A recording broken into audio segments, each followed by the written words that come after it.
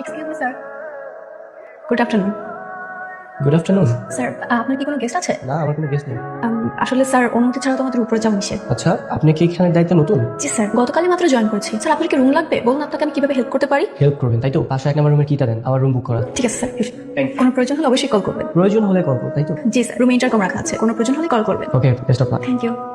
ভাইয়া সমস্যা কি বলতো? সপ্তাহে 4-5 দিন তুই হোটেলে গিয়ে পড়ে থাকিস। আমার ভালো লাগে, আমি থাকি, কোনো সমস্যা? বাবার এত বড় বাড়ি আর তুই কিনা হোটেলে গিয়ে ঘুমাস। দেখ, হোটেলে থাকার মজা আলাদা, তুই বুঝবি। মজা না ছাই, আমার তো বিছানা ছাড়া ঘুমই আসে না। তোর বিছানা ছাড়া ঘুমাস না, তুই বিছানা থাক না। তুই হোটেলে যেতে বসতে কেউ? আরে দেখ, ওই দরজার এখানে কি আসে, যা দরজা খুলে দেখ। আরে তুই হঠাৎ না বলে চলে আসলি, আয় ভিতরে আয়। কিরে, নতুন চাকরি কেমন লাগলো? একদম জঘন্য। কেন, কোনো সমস্যা? আমি তো তোর রেফারেন্সে জবটা নিয়েছি। হ্যাঁ। এখন দেখছি জবটা আমার জন্য সবচেয়ে বড় ভুল ছিল। সমস্যা হলে আমাকে বল, আমাদের নিজেদের হোটেল, কেউ কিছু বললে সেটার বিরুদ্ধে ব্যবস্থা নিতে পারবো। না না, তার আর কোনো প্রয়োজন নেই। আমি গতকাল রাত্রে জবটা ছেড়ে দিয়েছি। কি বলিস? আমাকে না বলে তুই ছেড়ে দিলি? না ছেড়ে কি করবো? অনেক বাদর ছেলে হোটেলে রুম ভাড়া নিয়েছে। সে আসতে না আসতে আমাকে একটা পর একটা কাজের হুকুম দিচ্ছিল। আরে বাবা, আমার তো রিসেপশনের কাজ, রুম সার্ভিস দেওয়া কি আমার কাজ? তুই বল। বাদর হোটেলে বাদর আসবে কিভাবে? দেখতে মানুষের মতো, কিন্তু তার কাজ করবো সব বাদরের মতো। এই, মুখ সামনে কথা বলো। কাকে বাদর বলছো তুমি? নিজের চেহারা আগে দেখেছো? আপনি এখানে কেন? আপনি তো সব নষ্টের। আপনাকে তো আমি এই, চুপ, বাদর বলছো না তুমি আমাকে? এখনই সরি বলো, সরি বলো। সরি, আপনাকে কোনোদিনই নয়। কিরে, তোরা কি শুরু করলি? গতকাল কি করতে জানিস? আমার একটা শার্টে কেটে কুচি কুচি করে ফেলেছে, তার দাম 4,500 টাকা। জরিমানা দাও বলছি, এখনই জরিমানা দিবি। জরিমানা নেবেন? ঠিক আছে, আপনি একটু হা করুন, আমি টাকাটা আপনার মুখের মধ্যে দিয়ে দিচ্ছি, তারপর টুক করে গিলে ফেলবেন। এইভাবে বলিস না, ও আমার ভাইয়া হয়। ভাই, এই বাদরটা তোর ভাইয়া? তুই জানিস না আমার বড় ভাই আছে, এইটাই তোর ভাইয়া। তোকে যে বাদরের কথা বলেছিলাম, এটাই সেই বাদর। তোকে আর বলে কি লাভ? আসি আমি।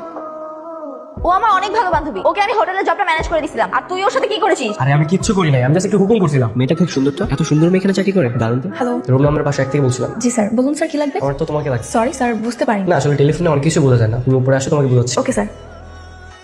হাউসকিপিং 501 নম্বর রুমে কি লাগবে একটু দেখুন তো।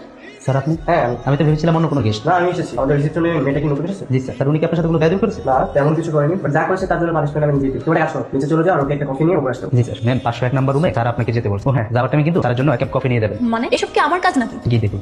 স্যার, কফিটা নিন। আজব ব্যাপার, আপনি কি কাপটা ঠিক মতো দিতে পারেন না? সরি স্যার, আমি তো আপনার হাতেই দিচ্ছিলাম, আপনি তো ধরলেন না। তার মানে কি এখন কি শব্দ সামার? না না স্যার, আমি তো সেটা বলি। স্যার, কোনো প্রবলেম, আমি এখন আপনার জন্য আরেক কাপ কফি দিচ্ছি। আপনি যে কর্মকাণ্ড করতেছেন না, আমার কফি খাওয়ার একদম স্বাদ মিটে গেছে। ঠিক আছে, তাহলে আর কি করার? আমি ফ্লোরটা ক্লিন করার জন্য লোক পাঠিয়ে দিচ্ছি। কেন লোক লাগবে কেন? আপনি আছেন না, আপনি ক্লিন করবেন। ক্লিন করেন। আমি? হ্যাঁ, আপনি তাড়াতাড়ি ক্লিন করেন। জি স্যার। আর ক্লিন শেষ হয়ে গেলে আমার জন্য টাওয়াল, সাবান আর শ্যাম্পু নিয়ে আসবেন। Excuse me. Sir, floor clean হয়ে গেছে। আচ্ছা, বাথরুমে তো কোনো বাকেট বা মগ কিছুই নেই, আমি শাওয়ার নিব কিভাবে? স্যার, বাথরুমে তো শাওয়ার কাউন্টার রয়েছে, আপনি তো এর মাধ্যমে শাওয়ার। ও আচ্ছা, ওকে। কি অবস্থা? কোনো সমস্যা? স্যার, 501 নম্বর রুমে যে গেস্টটা রয়েছে, উনি আমাকে বলছেন ওর বিছানা ক্লিন করে দিতে। এটা কি আমার কাজ? করে ফেলুন না, ম্যানেজ করে। সবাই তো একটু ব্যস্ত আছে, বুঝতে পারছেন না কেন?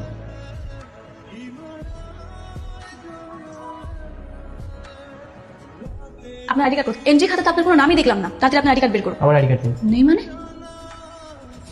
স্যার, আমার এখানে কোনো জব করবো। একটা গেস্ট আমাকে একটা পর একটা কাজ করে যাচ্ছে, আমার তো এসবের কাজ নয় স্যার। বলুন, আপনি চাকরি করবেন কি করবেন না সেটা আপনার সিদ্ধান্ত। হ্যাঁ, যদি চান তাহলে আপনি চাকরিটা ছেড়ে দিতে পারেন। ঠিক আছে, আমার তো চাকরি এমনিতেই থাক, তোকে কি আমি এমনি ছেড়ে দেবো? আমিও দেখবো গোসল করা শেষে তুই কি করিস। আরে কি করছেন আপনি এসব? দেখতে পাচ্ছিস না কি করছি? তোর শার্ট ছেড়ে ছেড়ে টুকরো টুকরো করছি। আমার নতুন শার্টটা আমি কি আপনার লজিক করবো? আপনি তো চাকরি থাকবে না। না থাকুক, এমন চাকরি করা থেকে না করা অনেক ভালো। করলাম না চাকরি। পাগল নাকি? হ্যালো সাহেব, এই নতুন মেয়েটা কোথায়? স্যার সে নাকি জব করবে না স্যার, এইমাত্র সে চলে গেছে। ঠিক আছে। ও যে তোর বান্ধবী, আমি কি জানতাম নাকি? তুই তো কখনো বাসায় আনিস না। ও কখনো বাসা আসতে চাইনি, তাই আনা হয়নি, কিন্তু তোর জন্য আজকে ও রেগে চলে গেল। আচ্ছা, তোর বান্ধবী তো, আমি ব্যাপারটা দেখতেছি। শোনো, আমি জানতাম না তুমি যে আমার বোনের বান্ধবী। তোমার সাথে সেরকম কথা আমার একদমই ঠিক হয়নি। আমি এক্সট্রিমলি সরি। ও আচ্ছা, আজকে যদি আপনার বোনের বান্ধবী না হয় আমি অন্য কেউ হতাম, তাহলে আমার করা উচিত ছিল, তাই তো? না না, সেরকম কিছু না। দেখো, আমি কিন্তু তোমাকে সরি বলেছি। তো সরি বললে কি সবকিছু ঠিকঠাক হয়ে যায়? সবকিছু কি এতই সস্তা? আচ্ছা, তাহলে কি করতে হবে আমাকে বলো। আপাতত তোমার চোখের সামনে থেকে দূরে চলে যান। যাবেন না? ঠিক আছে, আমিই চলে যাচ্ছি। আরে দাঁড়াও, এটা তো তুমি রাগের কথা বলছো। তোমার রাগ ভাঙানোর জন্য কি করতে হবে সেটা বলো। আপনাকে দেখলেই তোমার রাগ। শোনো, রাগ চেপে না রেখে প্রকাশ করা কিন্তু খুব ভালো। আর আমি শুনেছি যে মেয়েরা খুব রাগী হয় তাদের মনটা নাকি অনেক সুন্দর হয়। দেখুন, আমি আমার উপর কোনো রাগ করছি, তোমার রাগ ভাঙাতে হবে। আপনি প্লিজ আমার পিছন পিছনে আর আসবেন না। শোনো না, তোমার সাথে একটা সত্যি কথা বলা। কি কথা? ওই দিন তোমাকে যখন রিসেপশনে দেখেছি তখন থেকে আমার খুব ভালো লেগেছে, আর তাই আমার পরিচয়টা গোপন রেখে তোমার সাথে একটু দুষ্টামি করেছি। কিন্তু আমি একদমই ভাবতে পারিনি যে তুমি জবটা ছেড়ে দিবে। বলা শেষ, এখন আপনি আসতে পারেন। ওয়েট, চাকরিটা তোমার করতে হবে। সেটা তো সম্ভব নয়। যেখানে আমার আত্মসম্মান বোধে একবার আঘাত লেগেছে, সেখানে আমি কখনোই চাকরি করবো না। না না, এই কথা বললে তো হবে না। আর এগ্রিমেন্টে স্পষ্ট লেখা আছে যে চাকরিতে জয়েন করার পরে মিনিমাম 6 মাস তোমার চাকরিটা করতে হবে, আদারওয়াইজ তুমি জবটা ছাড়তে পারবে না। আর তুমি তো সাইন করেছো। কোথায়? আমি তো কোনো সাইন করিনি। আমি তো নীলা রেফারেন্সে জবটা পেয়েছি। তোমাকে এগুলো কোনো প্রয়োজন? তাহলে তো সমস্যা হয়ে গেল। দেখুন, আপনাকে আমি লাস্ট বারের মতো বলে দিচ্ছি, আপনি আমার পিছন পিছন আসবেন না।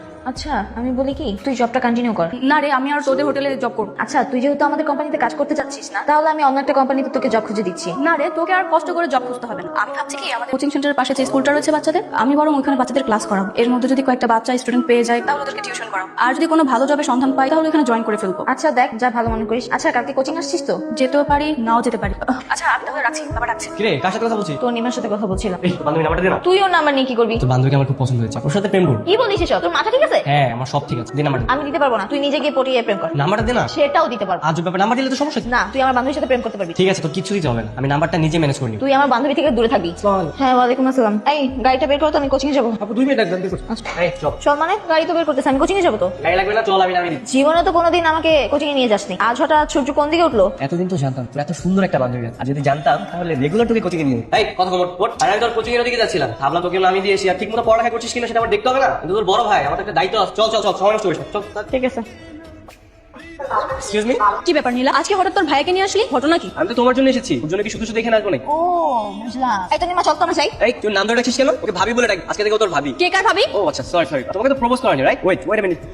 হ্যালো, তুই তো নীলাজ কেন রে? তুই তো ছোট বোনের সামনে তার বান্ধবীকে প্রপোজ করিস। সাথে কি হয়েছে? ভালোবাসা কি অন্যায় নাকি? আমি তো প্রপোজই করি, আর এইসব তো তোর জন্যই করি। তুই তো বাসায় একা একা থাকিস, তোর বোর হয়, বোর ফিল করিস, তাই ভাবলাম তোর বান্ধবীকে তোর ভাই বানিয়ে নিয়ে যাবো, তাহলে তুই বোর ফিল করবি। দেখছিস কি উল্টাপাল্টা কথা বলছে? উল্টাপাল্টা না ম্যাডাম, যা সত্যি তাই বলছি। নীলা তোর ভাইকে থামতে বল। এই তুই জানো, তোর জন্য কিন্তু আমরা দুজনে বিয়ে করছি, তোর জন্য কিন্তু আমার দেরি হয়ে যাচ্ছে। এই চল তো। কি রে, কি করছিস? শোনা। এই নে তোর জন্য গিফট আনছি। কি এগুলা? খুলে দেখ। জুতা, জামা, থ্যাংক ইউ, বাট সব আমার পছন্দের জিনিস। কাহিনী কি? থ্যাংক ইউ বললে হবে না, তুমি আমার সাথে আমার রিলেশনটা করে দিও, তাহলে তো রেগুলার এরকম সুন্দর সুন্দর গিফট দিও। ও বুঝলাম। নীলা প্লিজ তোর ফ্রেন্ডের সাথে আমার রিলেশনটা করে দে না। প্রমিস কর, প্রেম হয়ে গেলে গিফট দেওয়া বন্ধ করবি না। যা প্রমিস করলাম, তোকে রেগুলার গিফট দিব। মনে কর তোর অর্ধেক প্রেম হয়ে গেছে। আচ্ছা শোন, কালকে আমরা পার্কে যাবো। Wow great idea. হ্যাঁ আচ্ছা শোন না, দেখ ভাইয়া কিন্তু খারাপ না। ভাইয়া আমার ভাই বলে বলছি না, ভাইয়া আসলে একটা ভালো ছেলে।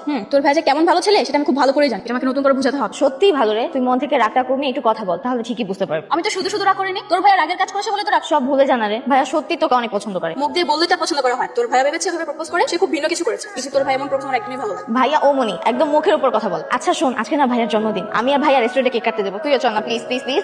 হ্যাঁ প্লিজ, মানা করিস না প্লিজ। ঠিক আছে যাব, কিন্তু তোর ভাইকে বলে দিবি ও যেন নেক্সট টাইম আমার সাথে এমন না করে। তো খুব ভালো করে জানিস যে আমার মতো স্ট্রাগল করা মেয়ের জন্য প্রেম ভালোবাসা একদমই সাজে। আচ্ছা আমার বাড়িতে আসার জন্য আপনাকে অনেক অনেক ধন্যবাদ। তা ঠিক আছে, তো আমরা তিনজনই কেন, আর কেউ আসবে না? তো না মানে হয়েছে কি, গতকাল রাতে আমি বন্ধুদের সাথে সেলিব্রেশন করে ফেলেছিলাম, তাই এখন আর কেউ নেই, আর স্পেশালি তোমার জন্য এখানে আসা। মানে বুঝলাম না। আচ্ছা এত কথা না বলে কেকটা কাটি, কেকটা কিন্তু সুন্দর হয়েছে। হ্যাঁ চুপ। কিরে বন্ধু, কার জন্মদিন? হ্যাঁ আর কি রে বন্ধু, তুই একা আসছিস? আর কেউ আসেনি তোর সাথে? আমি একাই এসেছি। তোর না 1 মাস আগে বার্থডে গেল, আমরা না সবাই মিলে কেক কাটলাম। কি বলছিস তুই? আরে 1 বছর আগের বার্থডে তোর কাছে 1 মাস মনে হচ্ছে না? পাগল ছেলে। আরে 1 বছর কিভাবে হলো? আমাকে কি তুই পাগল মনে করিস? এখনো তো শীতই কাটলো না। আই বন্ধু তুই যা, হ্যাঁ তোর সাথে পরে কথা হবে। আচ্ছা সেটা না হয়ে গেলাম, কিন্তু এভাবে ফেক জন্মদিন পালন করার মানে কি? বন্ধু প্লিজ তুই জাস্ট সব কিছু করে বুঝা। আচ্ছা ঠিক আছে, থাকতে আচ্ছা সমস্যা নেই, একটা কাটি আমরা। তোরা দুই ভাই বোন মিলে আমার সাথে এমন মিথ্যে কথা বলতে পারলি? আরে বাবা আমার বন্ধু, তো মাথায় প্রবলেম আছে, কি বলতে কি বলে ফেলছে, তুমি ও কথা একদম বিশ্বাস করো না। আপনি চুপ করুন, আপনি কি সবাইকে আপনার তো বোকা ভাবছেন? নীলা তোর কাছে আমি এটা একদমই আশা করি। দেখ তুই ভুল বুঝিস না। নীলা প্লিজ আপনাকে বলছি, আজকের পর থেকে থেকে দূরে দূরে থাকবে। আপনি যেটা চাচ্ছেন না সেটা কখনোই সম্ভব না। তুই ফার্দার কখনো আমার সাথে যোগাযোগ করা ট্রাই করবি। ভাইয়া মন খারাপ করিস না, যা হয়েছে ভুলে জানা। সব দোষ তো তোর, ভালোবাসার শুরুটা একদম মিথ্যে দিয়ে করা উচিত। কেন যে জন্মদিনে মিথ্যে নাটকটা করতে গেলি? আমি তো তোর ভালোর জন্যই করছি। হ্যাঁ এখন খুব ভালো হয়েছে না? মানে যতটুকু পজিটিভ ছিল সেটা এখন নষ্ট হয়ে গেল। দেখুন আপনার সাথে আমার কোনো কথা নেই, যা হওয়াটা হয়ে গেছে। আপনি এখন আমার সামনে থেকে চলে যান। দেখো তুমি যে বারবার ভুল বুঝবে এটা তো হবে না। আমি বুঝতে পেরেছি যে নীলা একটু বাড়াবাড়ি করে ফেলেছে, তার জন্য তো আমি তো তোমার কাছে সরি বলেছি, তাই না? তাহলে এখন কেন এসেছেন? তোমার সাথে একটু কথা বলার জন্য। আপনার সাথে আমার স্পেশাল কোনো কথাই নেই। ঠিক আছে স্পেশাল কোনো কথা নেই, তাহলে আমরা সাধারণ কথা বলি। আপনি যা বোঝাতে চাচ্ছেন আমি বুঝতে পেরেছি, কিন্তু আপনার মতো লাক্সারিয়াস লাইফ আমার না। আমি পরিবারের একমাত্র, আমাকে স্ট্রাগল করে চলতে হয়। আপনার বাবার অনেক টাকা পয়সা রয়েছে, কিন্তু আপনার যখন চাইছে তখন তাই করতে পারছেন, এটা আমাদের জন্য সম্ভব। সুতরাং আপনার সাথে তুলনা তেমন লাভ। দেখো প্রত্যেকটা মানুষের জীবনে না কোনো না কোনো প্রবলেম, আর সেই প্রবলেমগুলো সলভ করে জীবন যদি এগিয়ে যেতে হয়। বাস্তবতা যখন আপনার ঘরে করা নাড়বে না, তখন এসব মোটিভেশনাল কথা আপনার মুখে আসছে। চাই আমার লেট হয়ে যাচ্ছে, আসি। তাহলে তুমি নীলার বড় ভাই তাই তো? জি আঙ্কেল। কিন্তু বাবা তনিমা তো বাসায় নেই, কোথায় যেন একটা চাকরির ইন্টারভিউ আছে সেখানেই গেছে। আঙ্কেল তো এখন পড়ালেখা করার সময়, পড়ালেখা বাদ দিয়েও চাকরি খুঁজছে। বাধ্য হয়ে চাকরি খুঁজতে হচ্ছে বাবা, তা না হলে যে বাপ মেয়েকে না খেয়ে থাকতে হবে। একমাত্র ছোট মেয়েটা আমার, এই বয়সে ওর লেখাপড়া করার কথা, ওর লেখাপড়ার খরচ সংসারের দায়িত্বটা আমার কাছে নেওয়া। ভাগ্য দোষে আমার এই ছোট মেয়েটা ইনকাম করছে আর আমি বসে বসে খাচ্ছি। আমার যে কি কষ্ট হয় বাবা সেটা তোমাকে। ও আচ্ছা ও এই কারণে চাকরি করছে। হ্যাঁ বাবা দেখছি তনিমাটা বাসায় থাকলে তোমার জন্য একটু নাস্তার ব্যবস্থা করতে, তুমি কিছু মনে করো না বাবা। না আঙ্কেল কোনো সমস্যা নেই, আমি অন্য আরেকদিন এসে খেয়ে। আচ্ছা আঙ্কেল আমি বললাম আজকে উঠি। চলে যাবে? জি আঙ্কেল।